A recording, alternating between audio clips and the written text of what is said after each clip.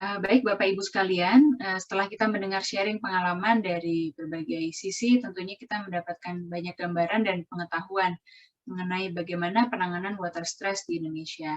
Nah, sekarang kita bergerak maju menuju masa depan. Untuk Air Indonesia, kita hadirkan seorang perwakilan dari kaum pemuda dan milenial yang cukup aktif bergerak di bidang keairan. Di sini ada Bapak Aris Rinaldi. Bapak Insinyur Aris Rinaldi, MT IPM, adalah seorang insinyur bendungan di Teknik Pengairan Ahli Muda dari Balai Teknik Bendungan, Kementerian PUPR. Beliau mendapatkan gelar Bachelor Degree di Teknik Sipil dan Master Degree di Teknik Hidrogeologi, yang keduanya di Institut Teknologi Bandung, yang kemudian dilanjutkan dengan Master of Science di Groundwater and Agriculture di Ruhr Universität Bochum, Jerman. Beliau juga tergabung dalam Persatuan Insinyur Indonesia atau PII, dan sebelum bekerja di Balai Teknik Bendungan, Pak Aris juga bekerja di Direktorat Pengembangan Jaringan Sumber Daya Air, Kementerian PUPR. Beliau pun pernah terlibat sebagai staf Dewan Sumber Daya Air Nasional, dan juga merupakan alumni penerima beasiswa LPDP, serta merupakan Ketua LPDP Water Profesional di Indonesia. Beliau banyak menulis berbagai paper kaitannya dengan bendungan, air tanah, hidrogeologi, dan juga telah menerbitkan buku berjudul Hidrogeologi Pertanian.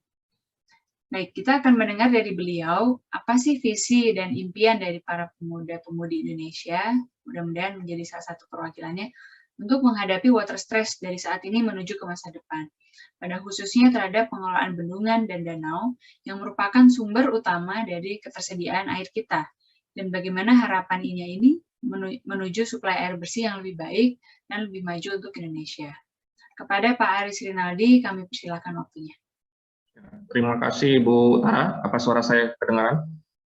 Suaranya terdengar Pak Aris. Oke, silakan. baik. Terima kasih sekali lagi untuk panitia dalam hal ini Bappenas maupun World Bank yang telah mengundang kami, terutama kami generasi muda. Ya, sebenarnya kalau mewakili generasi muda Indonesia terlalu besar ya Bu Tara ya, tapi kali ini saya coba sharing berkaitan dengan mungkin lingkup kerja saya sehari-hari dan juga dari komunitas. Kebetulan saya juga menjadi ketua di komunitas awardee maupun alumni LPDP khususnya bidang air, karena memang kami dapat funding dari Kemenq LPDP dan amanahnya ya kurang lebih kami ada 200 awardee yang saat ini borderless ya, ada di Indonesia maupun ada di negara lain. Kami upayakan apa yang sudah kami terima saat di masa lalu sebagai penerima beasiswa, kami coba sharing. Mungkin ini bisa jadi salah satu masukan ataupun ide ataupun inovasi, mengingat kalau kita lihat di slide ini Indonesia Emas 2045. Nah, di situ Indonesia Emas umurnya 100 tahun. Dan bagi kami ya rata-rata kami ini generasinya generasi milenial ya, maaf ya Bapak Ibu semua, jadi mungkin cara berpikirnya sedikit berbeda dengan yang lain. Jadi di usia 2045 rata-rata kami juga masuk ke usia emas di atas 50 tahun. Jadi memang ini suatu yang sangat baik sekali mengundang kami, dan kami juga sharing ke berbagai komunitas kami untuk join di webinar ini. Mungkin nanti banyak pertanyaan dari komunitas kami juga mohon maaf. Kami lanjutkan untuk tema garis besarnya memang water resource management, lalu tadi sudah disebutkan oleh Utara bahwa ada danau dan bendungan, bagaimana kita bisa deliver kapasiti tampungan itu untuk sumber daya air yang secara tidak hanya secara kuantitas tapi secara kualitas juga baik. Jadi kalau kita perhatikan, kalau untuk danau itu tampungan alami, kalau kita masuk ke zaman sekarang rasanya akan sangat sulit sekali untuk membuat danau alami tersendiri, yaitu mungkin butuh force major dalam artian ini, entah itu gempa bumi ataupun itu cyclone. Jadi memang alternatifnya infrastruktur yang bisa dibangun untuk meningkatkan kapasiti tampungan, yaitu bendungan. Boleh dilanjut ya Bu Tara ya? Silakan Pak. Ini slide-nya masih yang di ini. Mohon dari host bisa next slide.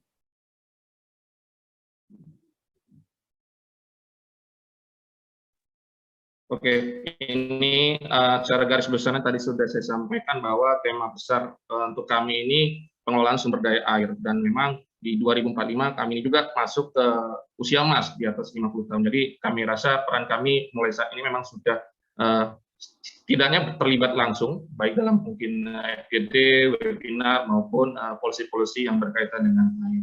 Lalu bisa dilanjut saja, Bu Tara. Kita lanjut saja ke slide berikutnya. Ini tadi sudah dijelaskan secara singkat oleh Bu Tara. Mungkin nanti terkait kolaborasi dengan komunitas kami di LPDP Water, kami sangat senang sekali karena kami juga di periode bulan Februari kami juga mengambil tema yang kurang lebih sama ya Bapak Ibu semuanya, tapi lebih ke water scarcity, yang mana kelangkaan air itu kita coba combine dengan industri pakaian. Jadi bagaimana industri pakaian ini terlibatnya dengan sumber daya air. Bisa next saja, Bu Tara. Nah, dari segi visi, milestone-nya sengaja kami buat seperti ini. Kalau kita flashback ke belakang di 2010, sebenarnya kita sudah free trade ASEAN ya. Jadi memang eranya human capital Indonesia atau human asset-nya Indonesia sudah minimal bersaing di tingkat ASEAN. Lalu di 2022, karena kami ini bekerja di institusi pemerintah, tagline-nya sudah berubah. Di 2019 kami masih tagline-nya merit system, lalu di 2020 sampai 2024 kita world class ASN. Namun world class ASN ini tentu jadi tanda tanya juga buat kami ini, apakah world class ASN ini harus kita berperan aktif di tingkat internasional, atau TOEFL kita di atas 500 atau 550, atau juga mungkin by system kita sudah bisa operate yang era 5.0 ya, bukan lagi 4.0. Lalu di 2030 kita coba milestone-nya ya kurang lebih 8 tahun ke depan, ya insya Allah mungkin pandemi atau endemi COVID ini segera berubah menjadi ke arah yang lebih baik ya. Lalu memang kita lihat bonus demografinya, kalau dari usia produktif mungkin di atas 17 sampai 55 tahun, kita punya resource sekitar 70%. Nah 70% ini jika memang settingan sebagai aset ini sangat baik sekali dan sangat menunjang untuk proses nanti di 2045. Yang mana tidak hanya kita ke arah ketahanan air, namun juga ketahanan dari segi sandang dan pangan. Lalu untuk visiumnya, bendungan multifungsi tadi sudah sedikit dijabarkan oleh Pak Robert Sianipar, yang mana kapasitinya sekitar 120 meter kubik per tahun. Kami rasa untuk saat ini, untuk water stresses-nya masih bisa, selagi tampungan-tampungannya tidak tercemar secara di atas batas ambang baku mutu. Lalu jika kita ambil sampling dengan keadaan yang saat ini, mungkin kita kalau kita lihat fenomena di luar negeri, misalnya Laut Aral, di tahun 1960 bisa dikatakan Laut Aral itu ya laut yang bisa dikatakan danau terbesar ya. Namun saat ini setelah 60 tahunan kondisinya bisa dikatakan kering dengan salinitas garam yang sangat tinggi. Bahkan spesies endemik di sana hampir bisa dikatakan ikannya tidak ada. Dan kekhawatiran itu mungkin bisa jadi juga sebagai benchmark kita di Indonesia, mungkin dalam membangun infrastruktur ataupun tampungan-tampungan yang ada tidak sampai seperti itu. Lalu boleh dilanjut. Dari ini kita bisa lihat bahwa pembangunan dan pengelolaan bendungan sebenarnya ada dua tema besar, tapi karena kemarin secara umum saya coba fokus saja di bendungan karena kurang lebih danau dan bendungan itu relatif sama. Namun yang membedakan kalau bendungan ini ada peran dari manusianya, itu dari segi infrastruktur. Dan dari segi danau sendiri memang kalau kita lihat di awal tadi sudah saya state relatif stable, karena kalau kita untuk memunculkan danau-danau alami baru tentu kita berharap ada fenomena alam yang mungkin nanti itu lebih ke force majeure. Lalu untuk dam sendiri ini tekstual nanti bisa dibaca langsung dan memang sedikit lebih kompleks daripada kita membahas tentang danau, karena untuk bendungan ini dari awal izin desain, pelaksanaan konstruksi, lalu izin pengisian awal, izin operasi dan penghapusan itu ada statement sendiri di Permen PUPR nomor 27 tahun 2015. Jadi dari segi regulasi bendungan ini karena berkaitan dengan keselamatan sangat kompleks dibandingkan dengan danau, namun danau ini juga disebutkan oleh pembicara sebelumnya, meskipun tampungannya relatif tetap sama, cuman masalah kualitinya dari segi mungkin kalau kita lihat kemarin saya juga baru lihat danau di Sumatera Barat, ya kita sebut saja Danau Maninjau, ya di sana ada KJA, jadi mungkin kalau KJA-nya bisa dibatasi, mungkin tidak perlu kita khawatir tentang pencemaran yang ada. Namun di beberapa danau, KJA-nya bisa saja menutupi hampir sebagian besar permukaan danau, dan biasanya makanannya itu mengandung senyawa kimia tertentu dan mengendap di lapisan bawah. Dan ketika peralihan musim biasanya terjadi proses-proses yang menyebabkan kematian ikan dalam jumlah besar. Kami rasa seperti itu, dan ini kami rasa secara gambaran besar untuk bendungan seperti ini. Bisa di next. Lalu berdasarkan visi tadi, di 2030 kita bendungan multifungsi dengan 120 meter kubik per tahun. Nah, kami coba split peluang, tantangan, maupun problem yang ada itu dalam variabel-variabel dalam berupa mind mapping. Jadi bagi kami yang sifatnya teknikal ini bisa lebih mudah untuk solve the problem. Bagaimana kita menjewantahkan narasi-narasi yang ada ke bagian-bagian yang mungkin bisa kita selesaikan lebih cepat dari yang ditargetkan. Misal kalau kita lihat di sini, untuk bendungan Duriangkang ini adalah salah satu yang disebutkan oleh narasumber sebelumnya masuk dalam kategori waduk muara, yang mana 70% kebutuhan air Kota Batam disupport oleh waduk Duriangkang. Lalu di era bendungan baru, nanti di next-nya juga ada, bahwa ada satu bendungan yang juga disebut sebagai bendungan muara, estuary dam, yang juga support untuk kebutuhan air Kota Batam, yaitu bendungan Segong. Dari manfaat-manfaat ini, ada function-function ini, bisa di next. Saya coba split lagi aspek teknikal, ekonomi, sosial maupun lingkungan, agar ketika kita mencapai visi tadi, kira-kira apa yang kita butuhkan di saat ini. Kalau kita perhatikan untuk bendungan multifungsi, tentunya semakin banyak fungsinya semakin baik, baik dari segi teknikal, ekonomikal, sosial maupun lingkungan. Jadi untuk mencapai visi tersebut, milestone-nya kita sudah tetapkan, mungkin secara RPJMN maupun garis besarnya sudah ada. Namun untuk mencapai itu, mungkin bagi yang sifatnya teknikal itu bisa kita coba split menjadi variabel-variabel yang lebih mudah untuk ditindaklanjuti. Karena untuk sesuatu narasi yang besar, tanpa ada mapping yang lebih rinci maupun split yang lebih rinci, kita akan sangat kesulitan untuk mencapai targetan itu. Dan bagi kami ini merupakan salah satu usaha untuk melihat potensi-potensi tadi, tidak hanya kuantitas maupun kualitas, misalnya bendungan salah satunya, bagaimana ke depannya bisa membantu untuk proses ketahanan air. Karena kalau kita perhatikan, bisa saja sifatnya untuk danau tadi stable, dan untuk bendungan itu lebih, kalau peningkatannya bisa dikatakan linear. Nah, untuk kebutuhan manusianya seperti apa? Untuk kebutuhan manusia, kalau kita, maaf kata, kita balik ke masa mungkin sebelum generasi milenial, generasi baby boomers, itu bisa dikatakan ketika kita berkeluarga itu mungkin dari segi berkeluarga bisa punya anak lebih dari 3. Nah, saat ini mungkin untuk generasi kami yang milenial ini, kalau kita lebih dari 3, tentu faktor XYZ-nya sangat banyak sekali. Nah, ini juga mempengaruhi ketika kita nanti mengambil policy atau kebijakan terkait kapasitas tampungan. Belum lagi kita berbicara generasi di bawah saya, itu generasi Z, Alpha, atau Beta, bisa saja mungkin kita tidak tahu apakah secara peningkatan jumlah penduduk ini masih eksponensial, atau nanti bisa sampai di titik jenuh tertentu, sehingga jumlah penduduk Indonesia yang saat ini 273 itu bisa menurun. Belum lagi mungkin ada faktor-faktor eksternal lainnya. Jadi secara kapasitas mungkin support untuk kebutuhan manusia. Tapi yang jadi kekhawatiran tadi sudah disebutkan oleh Bu Maya terkait lingkungannya, apakah air yang ada itu bisa support untuk air baku dan sebagainya. Bisa kita lanjut untuk slide selanjutnya. Nah, di sini saya coba klasifikasi ini masih menggunakan 244 bendungan. Jadi pipeline kita sampai 2030 juga secara umum yaitu view ya, food, energy, dan water. Kalau kita lihat dari persentasenya, mungkin 3 besar teratas itu pemanfaatannya masih di air baku, irigasi, maupun pembangkit listrik. Jadi masih sesuai. Kalau food itu irigasi, pembangkit listrik itu lebih ke energi, lalu untuk air baku lebih ke waternya.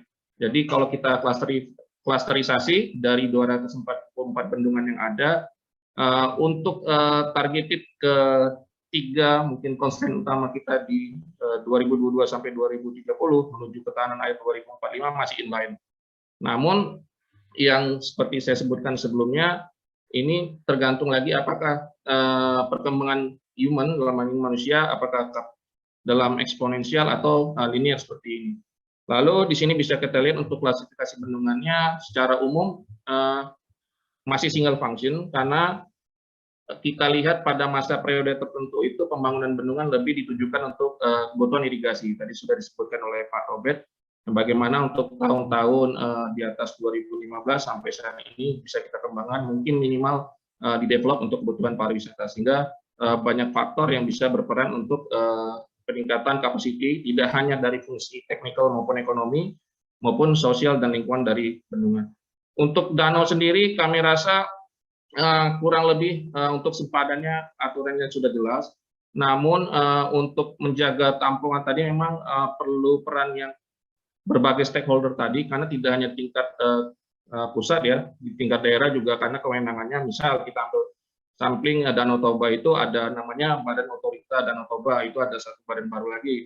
Dan sementara untuk danau sendiri melewati sekitar 6 kabupaten kota, tentu ada visi-visi yang perlu diselaraskan. Bagi kami, untuk generasi muda, kami pribadi dan dari komunitas sangat mendukung kegiatan seperti ini, karena ini bagian inisiasi yang sangat baik untuk ide dan opportunity kami. Kami lanjutkan. Silakan dilanjut, Mbak. Nah, ini saya ambil satu contoh untuk case misalnya bendungan lama. Bendungan lama ini dalam artian dalam rentang waktu saat ini, mungkin sebelum kita adanya Permen 2015, Indonesia sebelum merdeka juga Indonesia ini sudah banyak sekali bendungan. Di antaranya mungkin bendungan Pondok atau bendungan lainnya, Sangiran. Nah, bendungan itu kalau kita korelasikan dengan usia produktif manusia sebenarnya sudah purna bakti. Namun karena kapasitas tampungan masih bisa dioptimalkan untuk kebutuhan irigasi, air baku, tetap masih berfungsi. Nah, untuk case bendungan lama ini saya ambil karena kebetulan saya pernah berkunjung ke bendungan ini latar belakang dari Kali Biru, dan sudah mendapatkan izin operasi. Jadi untuk case bendungan yang dalam kategori baik dan cukup, kami rasa untuk segi tampungan bisa optimal. Namun kalau untuk bendungan yang dalam kategori kurang ataupun buruk, nah dari segi tampungan ini perlu dilakukan remedial atau rehabilitasi. Kita lanjutkan, next.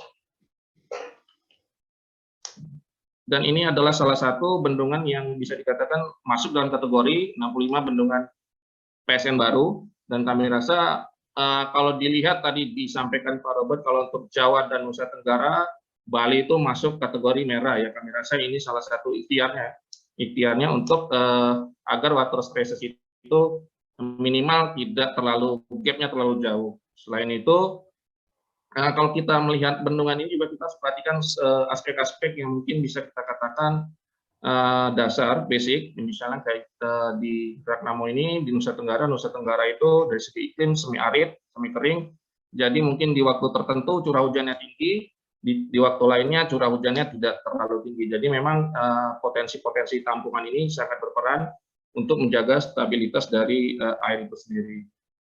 Di lain hal, mungkin dari segi faktor geologi, mungkin di sana termasuk kawasan yang geologinya Bobonaro, atau juga dari segi tanahnya masuk dalam karbonat, yang mana karbonat itu kalau kapur itu bisa kita katakan lolos air.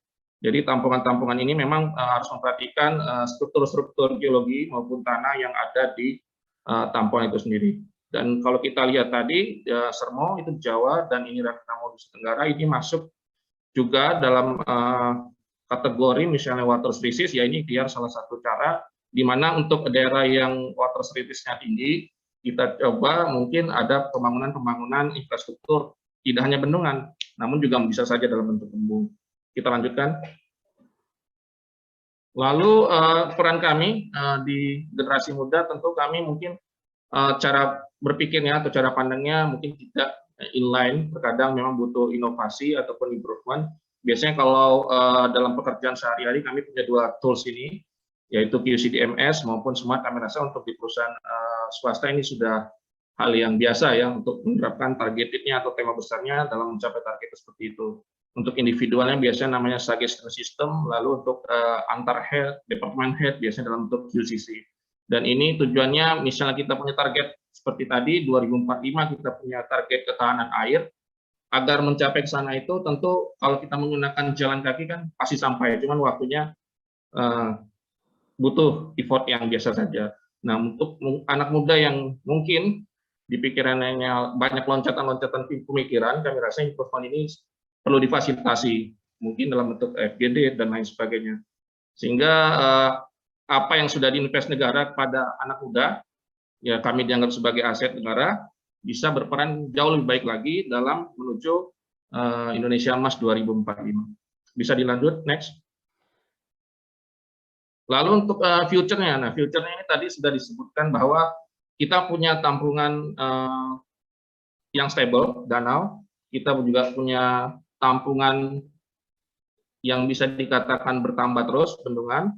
Namun untuk beberapa misalnya seperti situ itu relatif kalau tidak dijaga biasanya jadi klaster perumahan. Lalu untuk groundwater ini sebenarnya bisa dikatakan buah si malakama sendiri, karena paling mudah untuk didapatkan ya untuk kami yang mungkin punya perumahan ataupun tinggal di kawasan pedesaan, tinggal ngebor sumur langsung dapat airnya. Tapi jika tidak ada pendataan yang bisa dikatakan open source, itu sangat berbahaya sekali, karena kita tidak pernah tahu potensi-potensi ini nanti jika sudah berkumpul jadi suatu hal yang sudah puncak, mungkin nanti efeknya bisa jadi land subsidence dalam skala besar, atau nanti ya bisa jadi permukaan lautnya lebih rendah daripada laut itu sendiri, karena kita tidak pernah mengukurnya. Dan kami rasa sebagai generasi muda, kami siap diberi peran, terutama peran aktif untuk mendukung ketahanan air 2045. Kami rasa seperti itu, Bu Utara. Terima kasih. Saya ucapkan wassalamualaikum warahmatullahi wabarakatuh. Waalaikumsalam warahmatullahi wabarakatuh. Terima kasih Pak Aris atas paparan yang telah diberikan, paparan inspiratif yang merupakan suara dari kaum pemuda di Indonesia, dan beliau juga kebetulan telah terlibat banyak di program-program pemerintah juga, sehingga bisa memberikan visi-visi yang mungkin bisa melihat mana yang kira-kira bisa kita selaraskan. Kita mendengar beberapa tingkatan visi, baik dari visi negara Indonesia 2045 menuju Indonesia Emas, menjadi 5 terbaik di dunia, kemudian visi menuju ketahanan air, ada juga visi 2030 Kementerian PUPR, dan juga visi 2022 yaitu World Class ASN atau aparatur sipil negara. Jadi bagaimana sumber-sumber daya manusia ini kita bisa menjadi lebih unggul, beliau juga menyampaikan di dalamnya mengenai proses upaya meningkatkan tampungan waduk kita melalui pembangunan bendungan dan pengelolaan waduk. Beliau juga menyampaikan sebelum dan sesudah kondisi waduk setelah dilakukan kegiatan rehabilitasi, dan ternyata ada banyak manfaat yang bisa kita lihat dan dirasakan setelahnya. Dan dari sisi manfaat yang lain, baik untuk edukasi, olahraga, ekonomi, seperti pariwisata, dan lain sebagainya. Kita juga melihat peluang bahwa ternyata kurang dari 50% waduk di Indonesia tadi masih belum multiguna ya Pak Aris, sehingga ini juga merupakan suatu peluang yang besar untuk kedepannya, dan beliau juga menceritakan bagaimana hasil dari kegiatan kementerian yang telah dilaksanakan dalam pemanfaatan bendungan di Indonesia. Beliau juga mengilustrasikan ilustrasi yang cukup menarik ya, future dari surface water versus groundwater ya. Kalau kita melengok gitu, surface water itu lebih menarik daripada groundwater gitu ya. Harapannya ke depan tentunya seperti itu, mudah-mudahan. Nah, Pak Aris perwakilan dari youth dan juga teman-teman di sini dari pemuda yang telah hadir, pemudi Indonesia, siap diberikan peran aktif, dan mudah-mudahan kita bisa sama-sama memajukan sumber daya air Indonesia supaya lebih meningkat konservasinya dan juga bisa mengatasi masalah stres air atau tekanan air. Baik, selanjutnya kita telah menyelesaikan seluruh paparan dari 4 narasumber.